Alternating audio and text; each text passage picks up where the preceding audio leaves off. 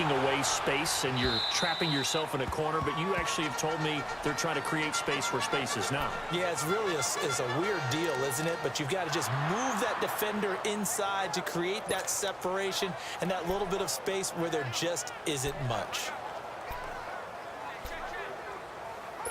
Darnold going to lead the Jets up now, 1st and 10 at their own 25-yard line.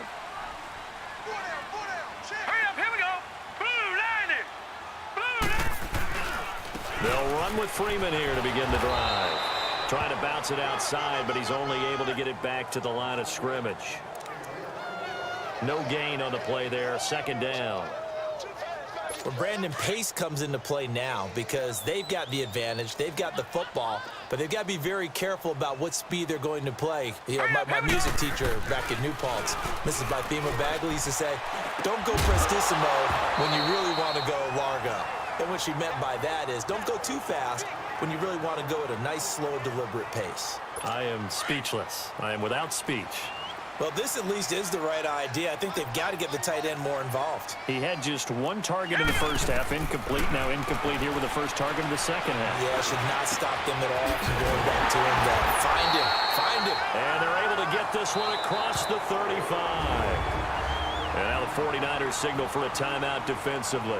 It's just their first. They'll be down to 2 remaining as we step aside here in the 4th quarter.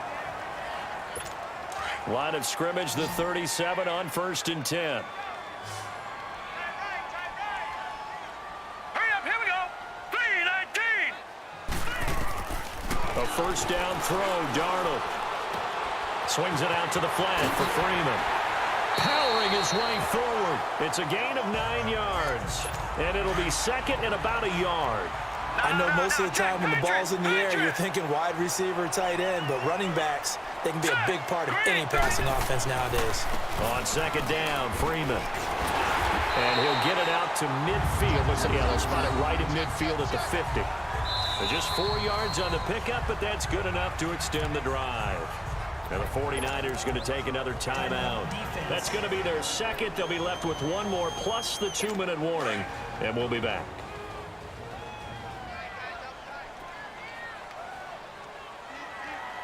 All right, here we go. Green, 39. Freeman again, a 1st down carry. And he's got this one across midfield into 49er territory. And play is stopped here. Timeout. It's the defense calling the timeout here. So that will leave them with no timeouts left. Still plenty of time on the clock. We'll see how that affects things here in this 4th quarter.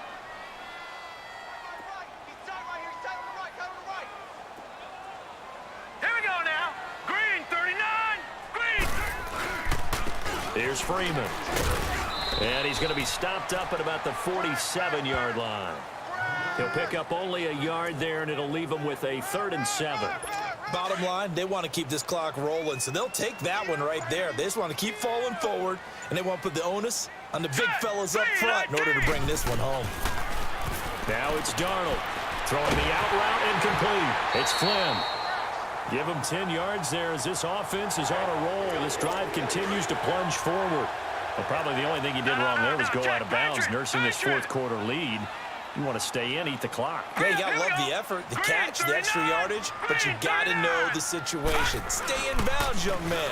This is Freeman on 1st and 10. Nothing doing. Barely able to muster a yard to hit the 35. They're in a pretty good spot right now with a convincing lead. I think this is where they put on the boxing gloves, start to try and pound them into submission. And the offensive line, they've controlled this game.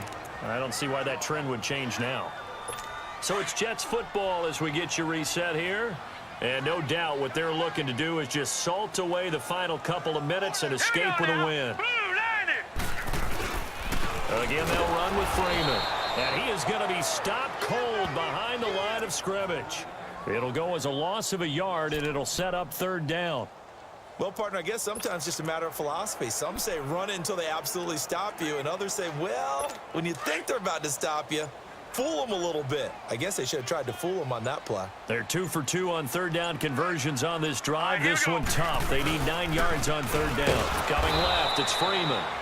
And this play will be blown up. He'll lose yardage back at the 38. And a loss of 3 to bring up 4. Oh, partner. That play brought back memories. Watching them string it out, letting the runner get all the way to the sideline area, but not letting him get out of bounds. They formed that picket fence and didn't allow him through. Not only that, got him for a loss as well here. And one of the reasons they lead in the fourth quarter, plays like that. Yeah, it took a little more time off the clock, making him do it that way, didn't they? They go play action here on first down. And incomplete as he was knocked as he threw it. And it took the ball off course. Well, the pressure, the hits, the sacks have been coming at him all game long. I'm frankly surprised that they haven't found a solution yet to create more time for him to throw it or maybe change what they do on offense. And that's one of the biggest differences in this game and why they're losing right now. Gun!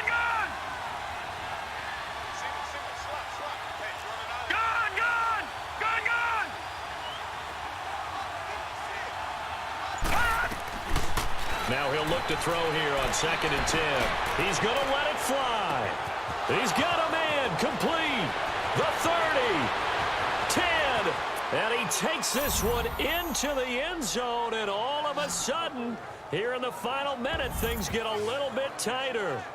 No, we're not cheering. No, we're not rooting, but I am excited about this, and I know you are too. We got a ball game again after that big-time strike. Big-time strike, and you are right. Don't go anywhere yet. This thing's not done.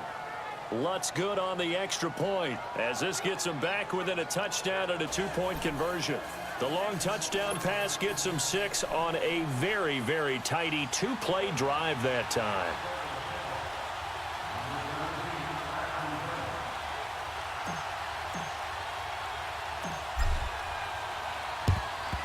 And this is going to be recovered by the hands team.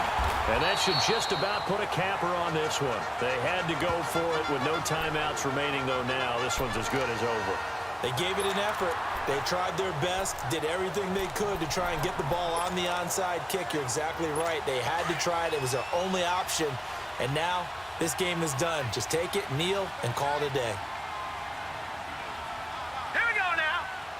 The Jets, with victory seemingly in hand, they take a knee.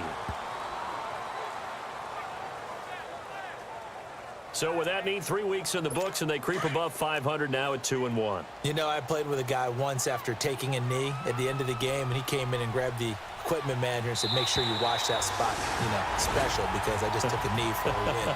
That tells you how much guys enjoy that, because getting a win, no one takes it for granted.